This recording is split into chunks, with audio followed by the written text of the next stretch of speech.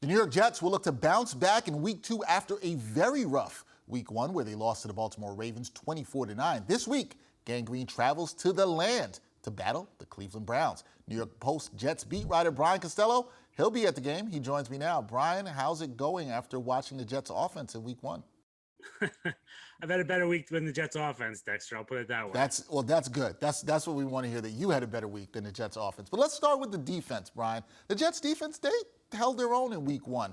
Now, stopping the run should be a test in Week 2 for them. So how does New York stop the Browns running back duo of Nick Chubb and Kareem Hunt? Yeah, good question. I think the Jets are wondering that themselves, Dexter. Obviously, they did a good job against the Ravens.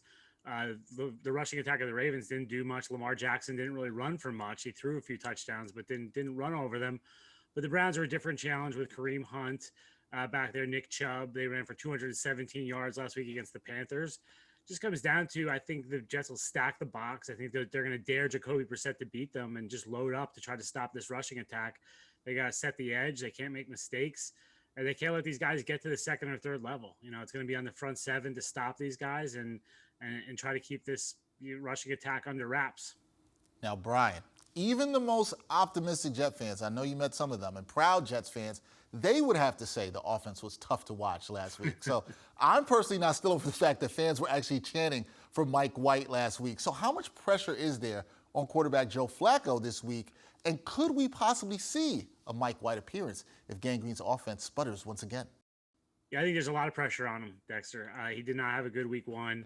It wasn't all on him. The offensive line didn't play well. Receivers didn't get open. There was drops. There was fumbles. But he didn't play well in that game, and they only scored 9 points. So there's pressure on him to get this thing moving. I think Jets fans are keeping receipts, Dexter, right now on how Joe Flacco plays. So I do think you could see Mike White. I think it's more likely this week if the offense looks terrible in the first half and can't move the ball and Flacco's struggling. I think Robert Saleh has to consider it at halftime for no other reason, just to give the team a spark and see if he can change momentum. So I do think Flacco is under the gun this week, and he's got to produce. I do not think many of us thought that we'd be talking about Mike White in Week 1 or Week 2, but here we are. All right, Brian. Next week, Cincinnati, Dexter. You know what happens against Cincinnati with Mike White. So.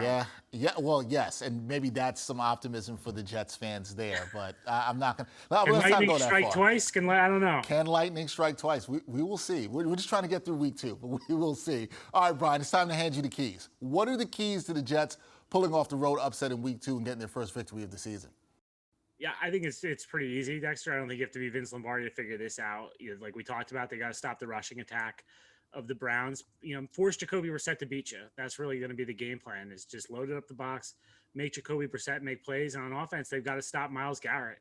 And he cannot blow up this game. And Jadeveon Clowney to a lesser degree. But the pass rush can't be in Joe Flacco's lap all day. They're going to have to give him time. They're going to have to use the running game. Michael Carter, Breece Hall, I think they're key players in this game. Run the ball, control the clock, keep the pass rush a little off center, so they're not just rushing, ears pinned back all day.